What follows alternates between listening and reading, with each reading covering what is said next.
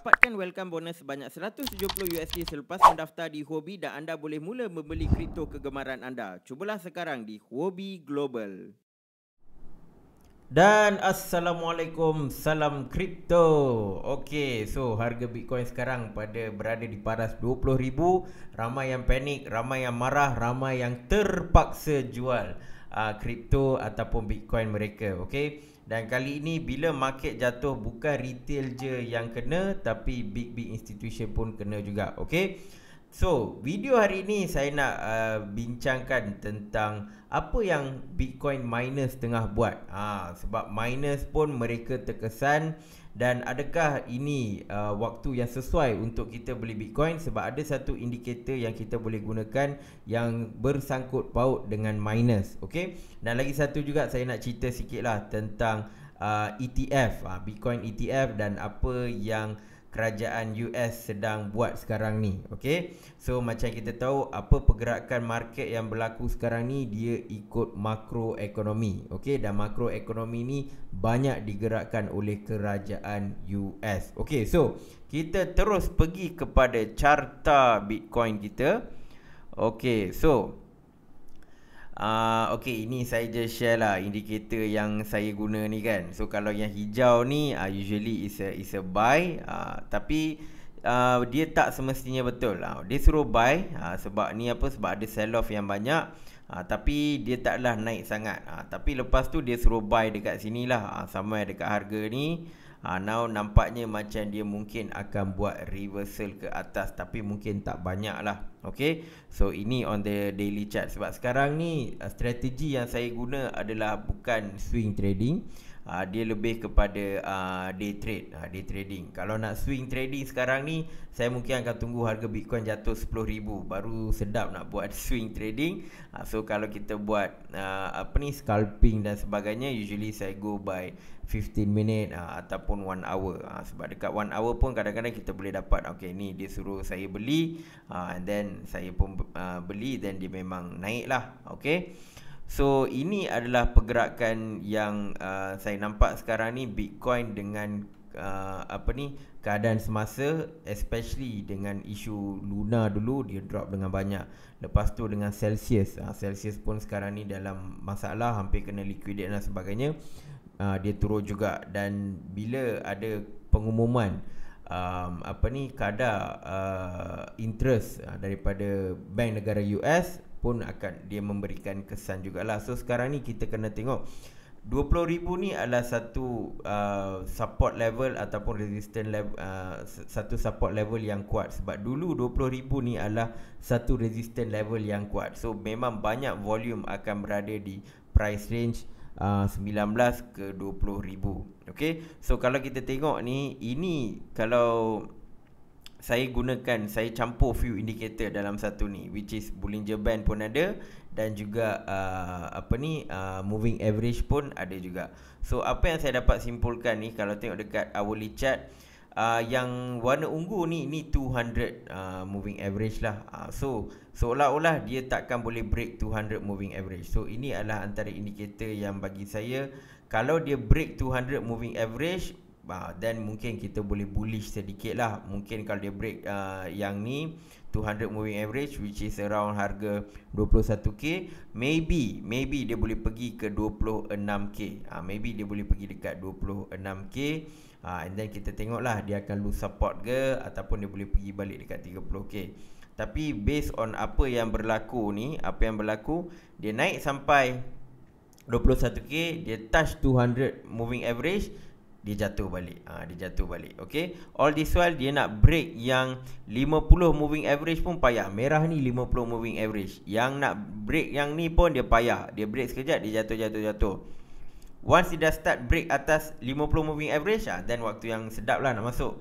So masuk kat sini, then dekat sini keluar. Okay, so sekarang ni paras moving average 200 ni adalah resistance level yang kuat lah, which is around 21k. Okay, so ini adalah pergerakan kalau kita tengok kalau kita nak scalp lah, scalping ataupun very short term movement. Okay, sebab on the long term movement, buat masa sekarang ni Bitcoin memang bergerak ke bawah lah. Okay, Orang kata there is no denying on that. Dia memang dia memang tengah drop.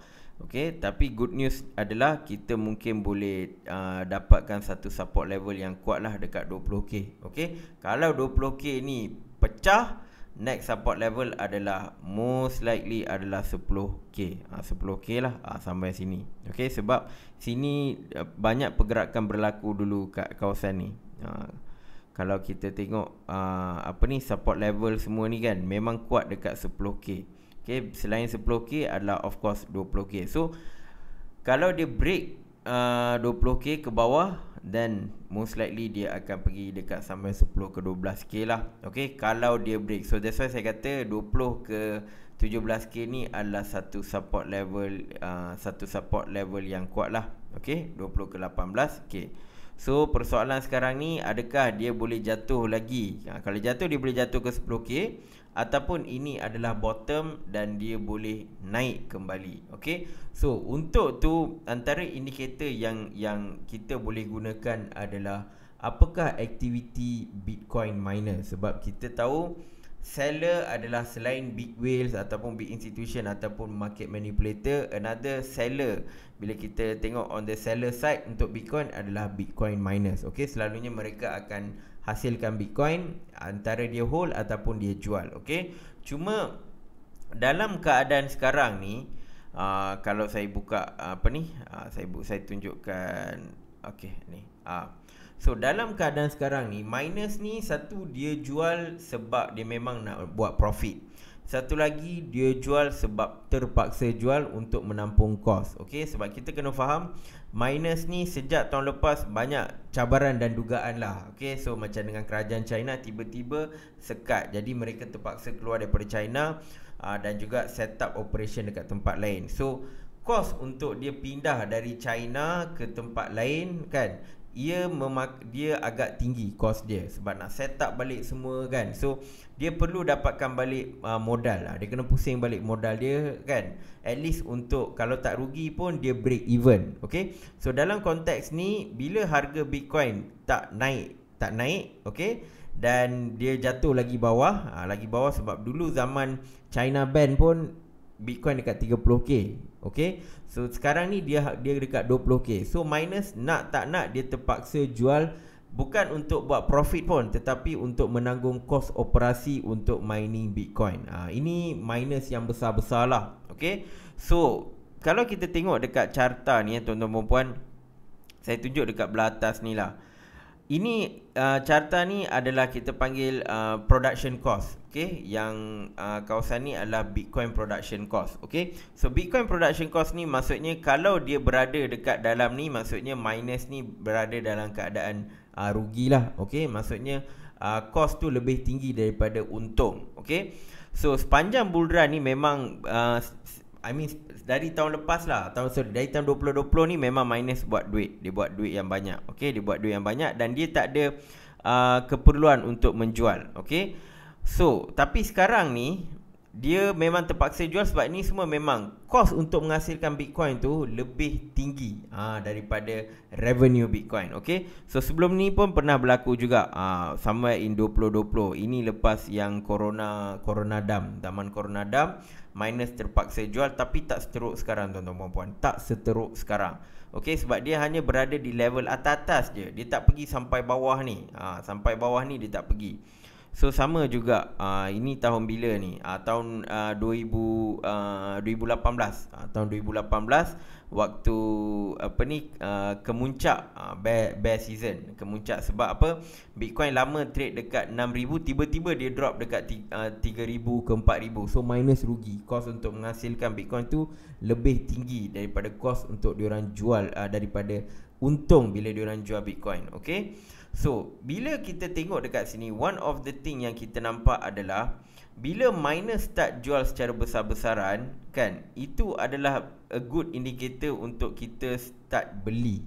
Okay, ini bukan financial advice, saya tunjuk based on data. Okay, kalau contoh benda ni berada di atas kawasan ni, then itu adalah tempat untuk kita make profit lah. Okay, so sekarang ni miners mereka terpaksa menjual.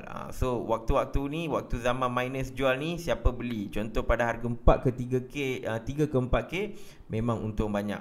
Okay, so sama juga ni waktu harga Bitcoin kurang daripada 1000, kurang daripada 1000, time ni pun miners berada dalam kerugian. Tapi bila orang beli time harga Bitcoin dalam 900 ke 1000, dia memang dapat sampai 19,000 lah. Ini bulan yang lepas, bulan tahun 2017. Okay, so sekarang ni saya nampak ini adalah opportunity yang sangat bagus lah. Sebab trend tahun 2016 ni, zaman Bitcoin bawah 1000 ni, okay, bawah 1004 kan, dalam 900 ke dan 700, dalam 700 ke 1000 tu memang waktu buying opportunity. Dia dah tunjuk merah ni penuh. So setelah sekian lama, saya nampak sekarang ni dia penuh.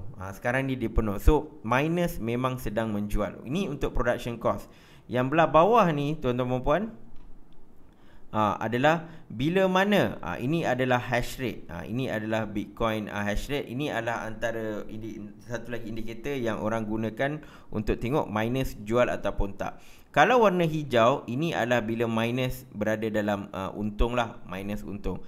Okay, kalau dia merah macam ni, ini maksudnya miners dalam kerugian yang besar dan mereka terpaksa menjual Bitcoin mereka. So pada tahun Julai 2021 tahun lepas, bila China ban Bitcoin, waktu tu memang miners jual secara besar-besaran lah. Dan kalau waktu tu pun, kalau tuan-tuan puan-puan beli pada harga 31K ataupun 30K, memang akan untung almost 50% bila dia naik sampai ni lah. Okay, dan sekarang ni dia berada di kawasan sini. Okay, so mungkin dia boleh jatuh lagi, dan of course kalau dia jatuh lagi, miners akan jual lagi lah, sebab kos untuk menghasilkan Bitcoin jadi semakin tinggi. Okay, dan ada juga sekarang ni miners yang dah tutup operasi, tutup kedai. Okay, dia kata aku tak nak lah buat mining ni. Okay, so bila lagi kurang orang mining, of course hash rate dia kurang. So bila hash rate dia kurang, kos untuk menghasilkan Bitcoin tu pun akan jadi berkurangan sedikit lah. Okay, sebab kurangnya competition. Tapi kadang-kadang bila ada miners yang tutup kedai, ada miners yang masuk, ada miners yang akan masuk. So bila miners baru yang masuk ni, diorang boleh buat duit, something macam tu. So sekarang ni kita dapat tengok banyak miners dalam kerugian. Dan kalau kita tengok dekat sini, bila orange ni dekat bahagian atas line kelabu ni, then waktu tu miners tak banyak jual lah. Tapi bila mana dia mula pergi ke bawah, pada waktu sekarang ni, kita dah boleh nampak yang orange ni bergerak ke bawah. Okay, so memang sekarang ni adalah musim miners sedang menjual Bitcoin mereka. Tapi ini bukan bermaksud Bitcoin tu dah mati, tapi miners tak dapat tanggung kos operasi. Okay, so bila mana kejadian ini berlaku, selalunya itu adalah waktu terbaik untuk orang beli Bitcoin, sebab akan ada waktu miners akan untung balik. Okay, tapi another reason why miners pun rugi adalah bila berlakunya inflation. Dan sekarang ni bila kerajaan US nak fight inflation, dia terpaksa kurangkan demand, dia terpaksa potong demand. Dan bila dipotong demand, banyak harga yang tengah naik lah. Okay, so antaranya adalah energy. So energy cost dah jadi semakin tinggi untuk miners. Sebab kita kena faham, Bitcoin bukan dihasilkan secara suka-suka, dia dihasilkan melalui tenaga elektrik. Okay, so this tenaga elektrik ni lah yang memberikan value. Okay, dan sekarang ni ini adalah situasi terkini regarding on the miners. So kalau kita tengok dekat laporan Glassnode pun, dia kata miners are capitulating. Capitulating ni maksudnya miners sedang menjual. Dan kalau kita tengok, antara benda yang kita boleh guna adalah Pearl multiple. Ini boleh tengok kalau nak tengok secara free, boleh tengok dekat lookintobitcoin.com, ada juga. Okay, kalau Glassnode dia memang mahal lah. Kalau nak free, tengok dekat Look Into Bitcoin. Okay, so kalau tengok dekat sini, Pearl multiple pun sama juga. Pada tahun 2014-2015 bear market, dia punya bacaan dia 0.31. Okay, 2014-15. 2018-19 bacaan dia 0.31. waktu COVID 0.4. China ban 0.4, 45. Dan sekarang ni berada di paras 0.35. Okay, so kalau kita tengok the lowest is 0.31 tuan-tuan perempuan. So boleh jadi dia turun drop lagi, and then let's say kalau Pearl multiple dia 0.31, then it's a good buying opportunity lah. Okay, dan bahagian ni adalah difficulty ribbon. Difficulty ribbon. So bila ada, macam saya kata, bila minus dah mula tutup kedai dan sebagainya, difficulty dia mungkin akan berkurangan sedikit. Okay, so nanti new minus akan masuk pula sebab dia tengok lagi senang nak hasilkan Bitcoin. Alright, so ini adalah another indication yang kita boleh guna, which is Pearl multiple. Selagi dia bawah daripada 0.6, itu adalah waktu yang terbaik untuk beli Bitcoin. Once dia pergi atas daripada 0.6,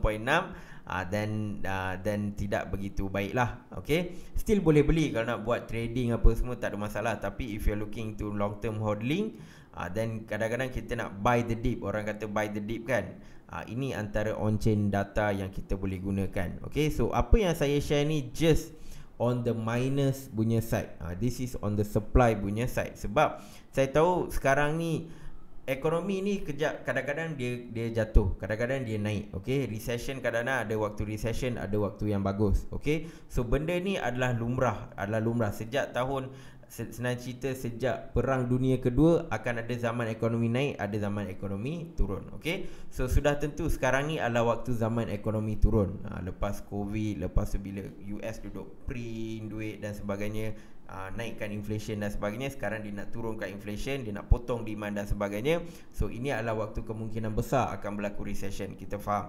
Tetapi selepas recession sudah tentu market ekonomi akan naik balik. So that time, of course, harga Bitcoin pun akan naik balik. Sebab apa? Kalau harga Bitcoin ikut stok pun akan naik balik. So ini adalah opportunity untuk beli kalau ada duit. Kalau yang ada, of course, macam biasa saya akan kata, jangan gunakan duit yang you willing, yang duit yang sangat penting. Okay, invest dalam duit yang lebihan. So of course sekarang ni, dengan keadaan sekarang ni, mungkin ramai yang tak ada duit lebihan. Tapi kalau tuan-tuan perempuan mungkin ada yang tidak begitu affected dan rasa nak invest, then for me this is the time. Sebab based on the data, okay, ini bukan sembang kosong, based on data-data on chain, dia menunjukkan sekarang ni adalah buying opportunity. So macam saya pun, saya letak buy order pun dulu dekat 20k, dan lagi satu sekarang kalau dia drop 10k pun akan letak juga. Sebab apa? Sebab kita faham in future Bitcoin memang akan naik. The demand for Bitcoin, the demand untuk blockchain teknologi ni semakin meningkat. Cuma pasaran ni kadang-kadang sekejap di atas, sekejap di bawah. So cuma kita kena bijak lah dekat time mana yang kita nak beli. Okay, so ini on the minus punya data. Lagi satu saya nak tunjukkan adalah futures punya data. Okay, so tuan-tuan perempuan yang belum ada the Kingfisher, saya sangat-sangat galakkan lah untuk gunakan the Kingfisher. Sebab bila demand untuk Bitcoin rendah, kebanyakan aksi akan berlaku di futures market. Dan of course futures ni kalau kita orang Islam, haram lah. Okay, tetapi kita kena faham bahawa futures market ni memberikan kesan terhadap Bitcoin spot market. Jadi kita kena keep track supaya kita tak rugi walaupun kita trade dekat spot market. Okay, so sekarang ni kalau kita tengok dekat futures market, volume dia tak sebanyak yang lepas. So kalau video yang lepas saya tunjuk, memang volume dia banyak yang atas-atas banyak ni kan. So sekarang ni nampaknya ramai yang dah kena liquidate. Ramai, mungkin ada certain big corporation kan, macam Celsius ke, mungkin dia ada few liquidation yang dia kena. Mungkin tak total, tapi dia mungkin terkesan sedikit. Okay, so nampaknya ramai yang kena liquidate. So that's why kita tengok volume dia kurang. Benda ni semua adalah kontrak. Ni yang ditulis liquidation, ini semua adalah kontrak. So kalau tuan-tuan perempuan ada yang main futures, mungkin tahulah, setiap kali buka order untuk futures apa semua, you are opening a new contract. Okay, so sekarang ni kalau tengok dekat sini, nampaknya dekat liquidation map ni tidak akan memberikan kesan yang ketara lah tuan-tuan perempuan. Kenapa saya cakap macam tu?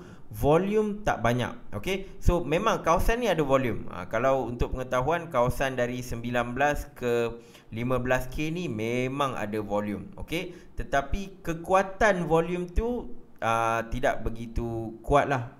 Okay, sebab kalau kita nak tengok pergerakan tu affected ataupun tak dekat liquidation map ni, nombor satu adalah volume macam ni, dan yang kedua adalah dia kena ada in terms of kekuatan ni setinggi mana dia punya liquidation punya price tu. Okay, so kalau saya tengok dekat sini, liquidation price paling tinggi adalah 20 berapa ni, 26k macam tu. Okay, so maksudnya Bitcoin ada peluang untuk naik ke 26k, tetapi dia tak ada volume yang banyak. Dia tak ada volume yang banyak. Okay, so maksudnya mungkin ada orang yang tengah short dalam kuantiti yang banyak, tetapi tak ramai yang buat macam tu. That's why dia menunjukkan spike yang tinggi, tapi in terms of volume dia rendah. Okay, so kalaulah dalam masa seminggu ni, tengok-tengok kita nampak volume kawasan ni makin tinggi, sini pun banyak spike yang tinggi-tinggi, then most to most Bitcoin boleh bergerak ke 26k. Okay, tetapi kalaulah ini volume dah banyak and then let's say ramai yang tiba-tiba pergi long balik Bitcoin dan sebagainya, then tiba-tiba kawasan ni pacak lagi tinggi, then most likely Bitcoin boleh drop ke 15k macam tu. Okay, sekarang ni saya boleh katakan bila saya tengok liquidation map ni 50-50. Okay, tapi kalau saya tengok volume dekat sini banyak, then saya boleh agak bullish for the short term lah. Sebab apa? Usually dia boleh bergerak ikut volume dan juga kekuatan liquidation map. Okay, tapi kalau kawasan ni mungkin kalau jadi semakin tinggi, then saya perlu kita boleh prepare lah untuk dia drop ke 15k pula. Okay, tapi apa yang penting 19 ke 20k ni adalah satu support level yang sangat kuat. Okay, so itu adalah on the liquidation map untuk Bitcoin. So kalau kita tengok Ethereum pula, Ethereum sekarang hari tu dia pergi sampai 800, sekarang dekat 1000. Okay, so kadang-kadang mungkin ada yang nak beli seketul Ethereum, mungkin boleh kot, mungkin waktu yang sesuai lah kalau nak beli seketul Ethereum. Dan Ethereum pun dia sedang ikut price action Bitcoin. Okay, cumanya lately kalau tuan-tuan perempuan sedar, ada berlaku perang, kita panggil perang liquidation. Sebab big waves ni sekarang tengah gaduh siapa nak liquidate siapa. Ada satu camp FTX, dan satu lagi camp ni orang kata camp Celsius. Okay, so semua perang siapa nak liquidate siapa. Sebab FTX dia nak bawa push harga Bitcoin serendah yang boleh, mungkin 10,000, so that Celsius ni akan tutup kedai, akan bankrupt. Okay, so ini adalah konspirasi lah, cerita konspirasi. Ini kalau saya nak cerita ni kena buat video yang berasingan. So maybe esok lusa saya boleh cerita apa perang saudara yang sedang berlaku di antara whales ni. Okay, yang penting kita jangan terperangkap dalam perang tu lah. Bagaimana kita tak terperangkap adalah jangan leverage trading, jangan buat borrowing on margin. Okay, sebab apa? Semua peperangan yang berlaku sekarang ni di antara whale adalah yang buat leverage ataupun yang buat borrowing on margin. Macam Celsius ni, dia buat borrowing on margin lah. Okay, so this kind of thing yang sedang memperhangatkan perang di antara whales. Tapi kalau untuk macam kita ni ikan bilis ni, tuan-tuan puan kalau main sport ni tak perlu risau sangat lah. Sebab tak adalah tiba-tiba you hold your crypto Bitcoin, esok jadi zero. Tak. Ni tapi kalau yang buat borrowing on margin, yang buat leverage trading dan sebagainya, diorang ni yang kena risau sebab diorang boleh jadi zero. Okay, so itu adalah sedikit sharing lah on Ethereum. Sebab saya nak buat analisis on Ethereum banyak-banyak pun tak guna juga, sebab eventually dia akan ikut Bitcoin. Cumanya saya nak bagi tahu banyak jualan yang sedang berlaku ni bukan dekat Bitcoin tetapi dekat Ethereum due to perang dingin ataupun perang saudara di antara whale. Okay, so now kita nak tengok satu berita lah, berita yang kurang enak, berita yang tak begitu best. First short Bitcoin ETF to list in NYSE. Okay, so ETF ni macam kita tengok kerajaan US ni dia banyak bagi ETF yang related to Bitcoin. Okay, option lah dan sebagainya. Dan yang terbaru dia release short Bitcoin ETF. Maksudnya kalau ada investor besar yang nak short Bitcoin, yang nak kata okay Bitcoin nak turun lagi ni kan, so dia buka peluang. Dia buka peluang untuk ETF. So selalunya dari ETF ni dia akan dia akan contribute to shorting of the Bitcoin lah. Okay, so bila benda ni berlaku, maksudnya siapa-siapa yang nak Bitcoin hancur yang big player ni, siapa nak tengok Bitcoin hancur, belilah short ETF ini. Okey, ni senang cerita macam tu lah. Okey, di mana dia kata dia bagi exposure untuk mereka buat duit bila Bitcoin bergerak ke bawah. Okey, cumanya saya just nak share satu tweet lah yang mana saya dengar tweet Will Clemente ni, which saya sangat setuju. Dia kata, so there's now a short Bitcoin ETF, futures ETF, close end fund trading at 30% discount lah, 401k option for Bitcoin, but no spot ETF. Okay, maksudnya ETF yang kerajaan US tengah luluskan ni semua adalah fake. Fake, sebab dia tak ada pun asset short Bitcoin futures, tak ada. Benda ni semua adalah contract. Okay, tetapi the real asset adalah Bitcoin, which is on the spot. Tetapi spot ETF ini tidak diluluskan sampai sekarang. Inilah puncanya kenapa demand tak naik dekat spot market, tuan-tuan dan puan. Sebab kerajaan US, Gary Gensler lah, Gary Gensler juga SEC mempunyai agenda terhadap Bitcoin. Sebab kalau diluluskan spot ETF, Grayscale dah boleh start beli Bitcoin dengan banyak. Saya pernah share dalam video yang lepas bagaimana efek Grayscale ni boleh push harga Bitcoin. Sebab buyer yang besar, demand yang banyak sebenarnya datang daripada Grayscale. Okay, tapi sekarang Grayscale ni tengah fight bila nak bagi ETF. Okay, selagi spot ETF ni tak lulus, saya rasa Grayscale pun takkan buat apa-apa buat masa sekarang ni. So another indicator yang saya boleh gunakan adalah bila kita nak katakan, orang kata Bitcoin boleh pergi ke 100k lah, 200k lah, adalah bila mana spot ETF mula dibuka. Okay, so nampaknya dengan keadaan sekarang ni SEC ataupun kerajaan US ni tak akan buka spot ETF, walaupun benda ni lah benda yang first thing first diorang kena buat. Contohlah dia kata nak melindungi pelabur lah, tulah ni lah kan. Kalau dia buka short Bitcoin ETF, tiba-tiba Bitcoin naik atas pun rugi juga pelabur ni. Tapi benda yang asas adalah spot ETF, tapi diorang tak nak buka spot ETF. Sebab apa? Bila buka spot ETF, ramai orang akan beli Bitcoin, dan bila ramai beli Bitcoin, kripto akan naik dan sebagainya. So diorang kena suppress. So saya tak pasti. Saya rasa mungkin in future one day akan adalah kelulusan untuk ETF. Sebab apa? Sebab antara benda yang sedang berlaku sekarang ni adalah kita kena faham, kalau kita nak dapatkan sesuatu zaman sekarang, kita kena lobby ahli politik. Okay, so apa yang saya nampak adalah ni, saya dah baca di mana one of the crypto billionaire, which is SBF, Sam Bankman apa nama penuh, saya selalu lupa nama penuh dia, tapi SBF, which is owner FTX, dia sedang melobi ahli-ahli politik dekat US. Okay, so who knows SBF ni pun ada yang kata dia baik, ada yang kata dia jahat. Saya pun tak tahu, saya pun pening bila macam mana nak tengok mamat ni. Tapi nampaknya dia sedang melobi ahli-ahli politik US. Okay, sebab election akan berlaku pada bulan November ni. Pada bulan November akan ada US Senate election. So dia sedang melobi certain ahli politik. Dan selalunya industri dia akan melobi ahli politik. Industri kadang-kadang kita pelik, kenapa US ni setiap minggu ada je budak kecil kena tembak kan. Tiba-tiba ada orang bawa senapang pergi sekolah, dia tembak, tengok-tengok budak mati.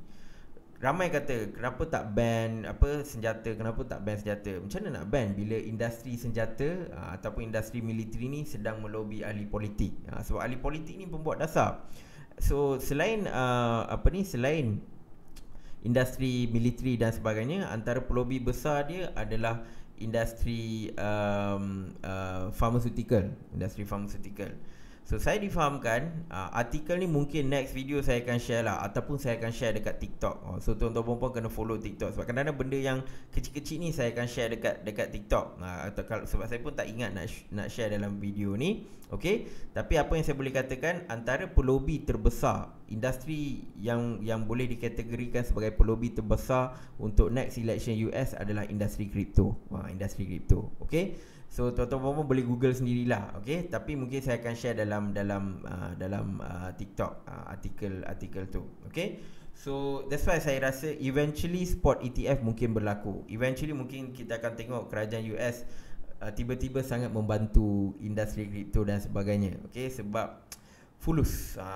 Okay, so dia perlu ahli politik US ni perlu dilobi, barulah mereka boleh apa ni, tidak begitu garang terhadap industri kripto. Kalau tak bagi dia orang duit, kerja tak jalan. Okay, benda ni is a common thing. Saya cerita tentang ahli politik US, tentang ahli politik US. Ahli politik tempat lain, tuan-tuan puan-puan boleh fikir sendiri. Okay, so itu saja sedikit perkongsian on the Bitcoin market untuk untuk hari ini. InsyaAllah kita akan jumpa di dalam video akan datang. Assalamualaikum dan salam kripto.